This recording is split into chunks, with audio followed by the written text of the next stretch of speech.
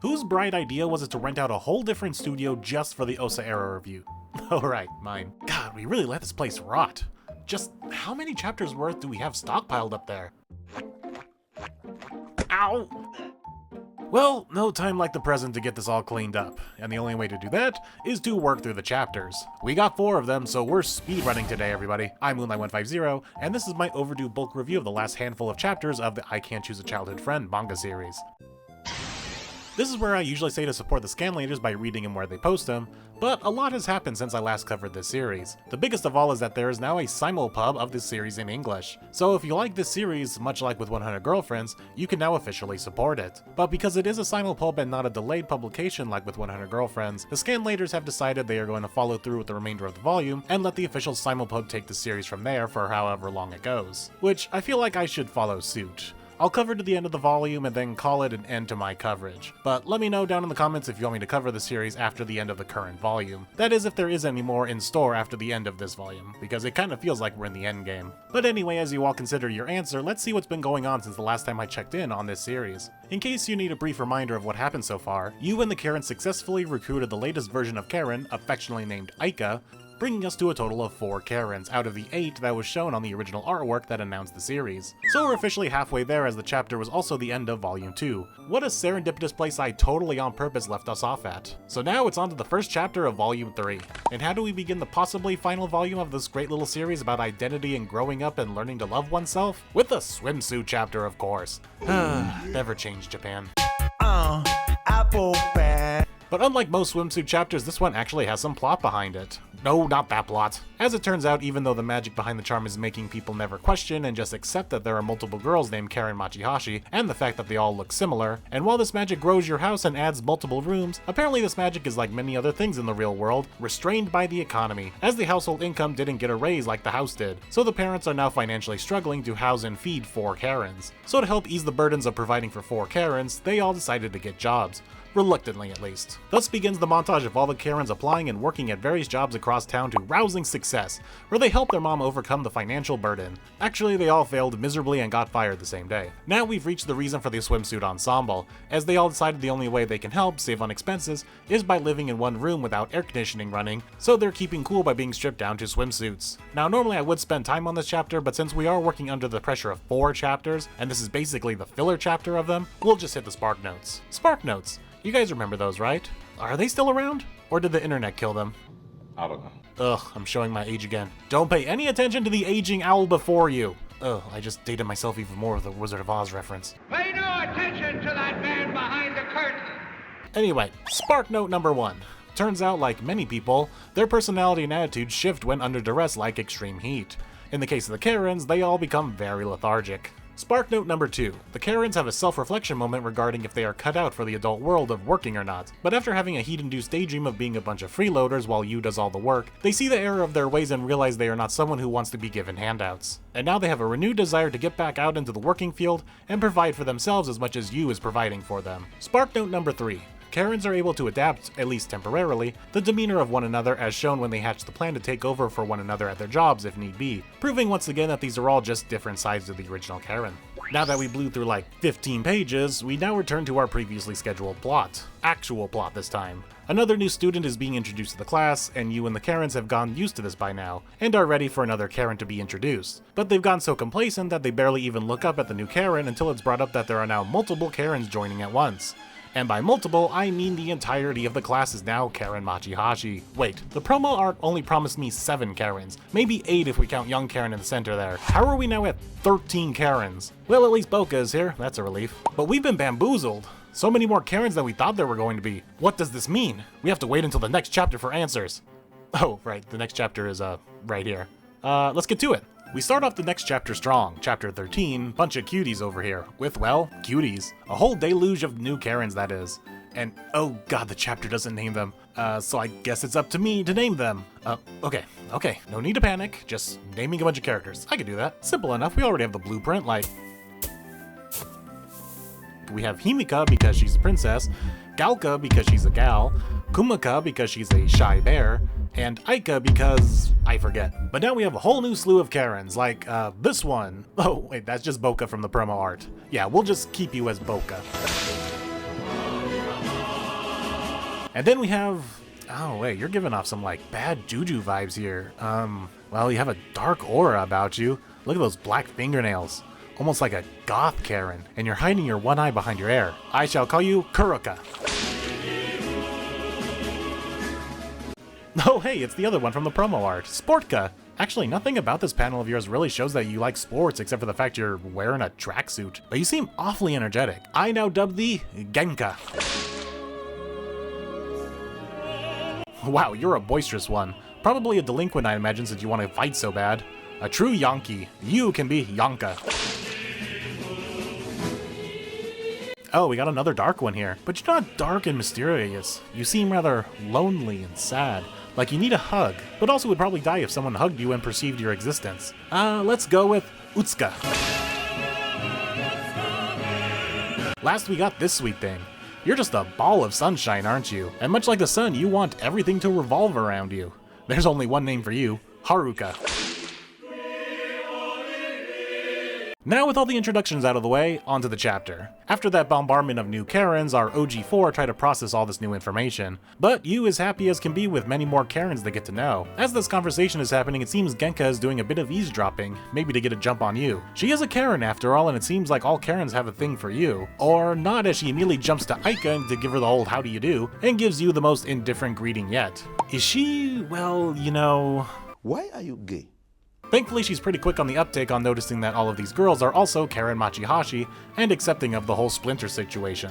Well, that's one Karen down and a classroom more to go. And as soon as you enters the classroom, it's chaos as all the Karens are reuniting with you and actually seem to like you, unlike Genka. We got excited Karens, lovely Karens, and shy Karens all at once. And rather than taking on that pandemonium, you and our pre-established Karens make a run for it. But in doing so, Kuroka and Boka somehow tagged along for the ride. Even Boka is confused on how that happened. After a quick introduction, Boka excuses herself as it is unprecedented of the class president to not be in class. And Yu apparently makes Kuroka hurl, so that's something I guess. After those shenanigans, Nakama comes by to say hey to you and the Karens. That charm magic really kicking in right now, making people not notice that these girls are all the same person with the same name and not find it weird. Speaking of that magic, it's working its, well, magic. Since Yu's class is now full of Karens, all his other classmates got moved to another class. Which does bring in some questions. How do they know each other now? They only got to know you because of working on the same project for the school festival because they were all in the same class originally. Guess we can chalk continuity and logic away because of the charm magic. The charm's magic can't increase a household's income, but it can move kids to another classroom but still remain with the same memories of being in the same festival project together. Logic. Though this is what breaks through to you, as this new situation isn't all that great with all the Karens, as it now hits him that the friends he has made in his class are now all gone. And speaking of the charm, he decides now is the time to butt in and give you an ungodly deadline of just 3 days to handle all of the new Karens. And this is made even tougher as we saw previously in this chapter that not all of them are into you, whether he makes them hurl, run away, or are just gay. Why are you gay? But plan B is set into motion that instead of trying to woo all of the Karens, that they should just collect all of their charms in order to get back the original Karens' memories. Yeah, I guess I forgot to bring up that plot point again. Collecting all the charms from all of the Karen should hopefully help all of them remember why the original Karen made her wish to be split up. But the question on Yu's mind is if that would mean all the splinters would disappear, and he doesn't know if he wants that. Can't say I blame him given how well things have gone up until now. And now with their new plan set into motion, we move on to the next chapter. We got 2 chapters still to cover, so it looks like I don't have any other choice but to move right on to chapter 14, I don't have any other choice. It's a race against the clock as now Yu only has 3 days to get 35 confession acceptances out of 35 Karens, which is kind of hard to do when a third are chasing after him and another third is hiding from him. Which is that group that actually pulls him into the classroom to surround him. Man, I feel like a man dying of thirst watching another man drown. Congratulations! But instead of giving into the situation, Yu springs into action confessing to all the Karens in the room, and is met with a slew of rejections, mostly because an empty classroom in front of a bunch of other women is the least romantic way to confess apparently. Though it did seem to work on Haruka. Oh, that is some quite fine yandere energy she's giving off there. You know, I was okay with letting Genka stay as Genka given her whole gay reveal, but now that we see this side of Haruka, it might be time for a name change for the crazy obsessed yandere Karen. I shall hence refer to you as Kyoka. Much like Genka, it seems like Kurika isn't too interested in you either, but one that does seem interested is Yanka. But instead of being interested in romance, she's just more interested in keeping up their ongoing game of arm wrestling. Though after a loss and a confession, it doesn't seem like Yanka is too interested in that kind of stuff either. Yu's batting average is taking quite the hit here with all these new Karens. At least we got Kyoka from this mess, even if she does kind of scare me. Time to catch up with our pre-established Karens of Galka and Kumaka as they come barreling in, with Himika filling Kyoka in with the whole charm situation. So 1 down and 34 more to go even after striking out with just a few now. But Yu refuses to give up on any of the Karens, as he also reaffirms with the original 4 and tells them to stick with their plan of collecting their charms while he goes off to talk to more Karens. After a brief pep talk to himself in the bathroom and with the charm reminding him that whichever parts of Karen doesn't accept his confessions will disappear. This inspires him to, as he says, go big or go home, and goes for one big blowout and confesses to all the Karens at once over the school's loudspeaker, and tells them that if they accept to meet him on the roof, which ends up being part of the go home part of the whole go big or go home strategy, since no one but Kyoka came. And she still kinda scares me. Thankfully, the OG4 Karens are having better luck, as their plan was a lot more successful, as they just snatched all of the Karens' charms while they showered, which all of them were forced to do by new ally Kirika? One of these Karens got an official name? Damn it, Boko was so silly that I liked it. But the scanlators have more say than I do. As much as I like the silly name that I gave you, it was actually the least fitting, so rest in peace, Boka. Long live Kirika. Also, we need to talk about something real quick. The whole plot of the swimsuit chapter was the fact that 4 Karens are putting a strain on the household income because of food and electricity. And now they aren't even going to mention how this house is supposedly going to house and feed 39 Karens in total. But don't worry about the small details, dear viewer, just look at the cute girls. Though I guess I spoke too soon, as it looks like Yu's plan did work. There was just a delay as all the Karens come storming him saying they want to accept his confession the very next day, though it seems some of them really don't know what it means to be going out. And the gay one might be getting peer pressured into doing so. It's too early to say. In comes the charm butting in yet again to remind him of his deadline ending, but all seems too good as Yu now has 35 Karens accepting his confession in one way or another, and now none of them will disappear. And with a flick of, well, charms don't have wrists, but with a poof, the charm grants the original Karen's wish. What happened? Where did Karen go? I thought we were about to continue this series with 39 variations of Karens as girlfriends surpassing 100 girlfriends in one foul swoop, but the class is all back to normal, and all of the Karens, even the OG4 are nowhere to be found. What's happening? Guess you'll just have to tune in next time to find out. Wait, we still have another chapter to go over? But this was such a good cliffhanger for the video though. Okay, fine. Okay, from the top one more time as we finally learn Karen's wish in chapter 15, Karen's Wish. But before we get to that, we have to catch up with Yu and his panic attack when he sees that not only all the new Karens are gone, but all of them entirely. So much so that even his classmates don't even know who he's talking about. The world basically just got hit with a big reset button to before the series started. Yu dashes off in hopes of finding some answers, but comes across Karen instead. Well, that'll have to work, I guess. And no, it's not any of the Karens we have come to know. In fact, this one is on the shorter side. Mini Karen, I shall call you. Thankfully though, she does remember Yu, but like from the start of the series when she was first transferring in. And she does just that. It's deja vu all over again for chapter 1. As Yu is trying to piece all of this together, his charm figures out this reset must be the work of Karen's own charm, which they now need to track down for answers. But before any of that busy work, Karen wants to play during break time. And not just that, but we get a whole montage of a day full of activities with mini Karen, only until she takes off towards home without any supervision, because as Yu has deduced, she is basically her younger Karen self mentally, but in now her high schooler body. Yeah, this has trouble written all over it. But this will have to wait as Karen's charm decides to show itself out of the blue and begin arguing with Yu's charm about what has transpired. Also, I love this image of the two yelling at one another with Yu caught in the middle, because these things don't speak. They print what they are saying and Yu reads them along with us, the viewers. So here's this poor guy going back and forth reading these pieces of paper as they print yell at one another. Come to find out from Karen's charm that Mini Karen is the Karen freed from all of her splinters, basically erasing any version of her that may have come from the passage of time, setting the clock back mentally 10 years in the past, back when she first met Yu. And I guess that also affects her physical state because somehow the undiluted Karen is also the shortest Karen yet? As Karen and Yu meet back up at their spot, we see just how much of a child she really is mentally, as she kind of just goes home without really talking to Yu because she got bored. At least she didn't say 6-7 before doing so.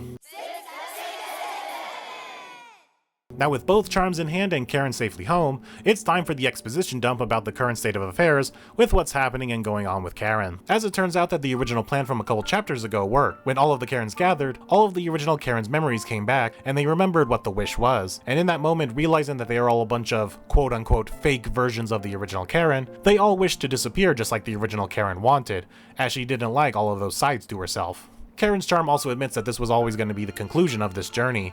He just sped up the process at which the splinters appeared. Yeah, dropping 1 at a time to 35 at a time is definitely speeding things up. Then they get into why Karin and X looks like a grade schooler. That's because the change is still in flux, because the world and the magic that is doing so is taking some time. Like a computer rendering an action, it takes time to fully process. Cut to you now home trying to process all of this information himself, and acknowledging, like I said, that Karin's wish was to basically throw away 10 years of development as a person. Which, going from a kid to a teenager, that's a lot. Like, if I mentally became my 23-year-old self again, probably not a whole lot would be different, but these characters are supposed to be like 15 or 16-year-olds, right? So she's throwing away the development from going from 6 to 16. That's a lot. But cut to immediately the next day and Himika is back.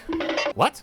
Then what have we been panicking over this whole time? Actually, no, this isn't Himika. This is Kaori Himikawa from the next class over. You guys remember Kaori, right? Oh, and remember Kasumi Kishida, Karin with an E, Kumano, Mai Aikawa, Hanaka Harumi, Kaoru Yami, Ruka Meguru, Hana Kirishima, Akane Kenzaki, and, no, actually don't remember these 3 here. Or these 4. What do you mean you don't remember all of these girls from various classes that look vaguely similar? And now that's Yu's dilemma. Everyone he knew as a Karin splinter are now all of these differently named people. Charm, you've got some explaining to do. It turns out that computer processing metaphor I used earlier is still intact, as part of the process of this charm's magic to get rid of the splinters is to just make them different people before erasing them entirely. Seems like a lot more work than just making them disappear. Guess it comes back to that old saying, you can't destroy matter, you can just reallocate it. With this realization that the splinters of Karin aren't actually gone yet, and there is now time to do something about it, but in Yu's anger he grips Karin's charm with all of his might, and that somehow sends Yu and the charm to something outside of time and space, where they're able to observe Karin's past. Turns out there was no singular incident that caused Karin to want to splinter off the parts of her she doesn't like, but just a 10-year time span of changing to someone who is incapable of talking to people, and having a hard time making friends. I think anyone who has experienced any episodes of self-loathing, self-doubt, and depression can relate to how Karin is feeling. Those thoughts in your heads eating away at your mental state like, I want friends, that's too much of a bother. If I'm just earnest, I'll make good friends naturally. What's a good friend anyway? Putting on a fake smile for random people is just lame. They all must hate me. Who needs friends? I can't trust anybody. No, I don't think that's not true. I'm so pathetic, seriously pathetic. I could just stop going to school. I wish I could have at least some fun here. If I could make friends with her, maybe I could make friends with others too. I'm pretty cute, but look where I am. Nothing about me is cute. I just wish they'd notice me. I'm fine as I am. I have to be. This is all because I moved away from you. She concludes that life was simpler back when she was with you, that she's changed too much since then, and these changes and the parts of her that have come from those changes she deems unnecessary. And there we see her wish. Karin sees you as a way of simplifying her life, to have you just pick what part of her to keep and discard the rest. And much like I predicted in an earlier review, these two wishes clashed. You wish to see Karin again, while simultaneously, Karin wished to see you again and to have you pick a singular version of herself instead of making that decision all on her own. And the splintering of Karin's personality into multiple possible outcomes of Karin came from the resulting mix of 2 wishes being granted at the same time. Now seeing the full scope of how this series came to be, since he's part of the reason the splinters happened, he figures he might be able to undo it. Though like most stories about personal change and development, Karin on her own must want the wish to be undone, to accept all the parts of herself. And the first step to that will be you telling her that he loves every part of her. Though now her charm really sits in the villain role, as he starts filling his head with the idea that maybe loving her is letting her wish fill to fruition. That she suffered having this identity crisis and self-loathing, and as a final act, the charm pulls out all the stops and brings back all of the Karin splinters to make him listen. Because remember from earlier in this chapter, once the splinters remembered the reasoning behind the original Karin's wish, they made themselves disappear knowing they were hurting the original Karin. So the charm's final blow will be to have all the splinters tell you to his face that they don't want to exist. And yes, these are the actual splinters and not the temporarily named other girls from earlier as they all remember you. How will you convince Karin and all her splinters to accept who she is and set everything right? Well, we got 2 to 3 more chapters to find out. It definitely feels like we're in the endgame now. And for real this time, we're all caught up. This series is really ramping up to be a new favorite of mine. It hits everything I could want from a series like this. On the surface, you have a goofy rom-com with the magic split personality trope, with soul-hurting realism under the surface about something that many of us struggle with currently or have struggled with in the past. The overwhelming feeling of today and longing for the simpler times of the past. Fear and doubt of who you are and what you want to be. Perhaps even preferring having someone you trust to make life decisions for you, instead of making them for yourself because you're scared of possibly making the wrong decision. And I'm curious how deep this emotional train will run as Yu tries to convince Karin that all parts of her are great and he will accept no matter who she turns out to be. And hopefully Karin eventually develops some faith in herself as a person. Wow, 4 chapters is a lot. Thanks to Earl for sticking through this whole endeavor. With the ending so close in sight, it felt wrong to quit. Hopefully we don't fall behind this badly again. I don't think I could do this massive roundup again, especially now with the endgame in sight. Keeping up to date will be a lot better for a dramatic effect. Anyway, hope you all enjoyed. I've been Moonlight150, and be sure to like, comment, and subscribe if you haven't already. And if you're somehow here for this video but don't know of my regular content, I more frequently cover the weekly releases of the 100 Girlfriends manga. So check those out too if you haven't while you're smashing that subscribe button. And I will see you all on the next video.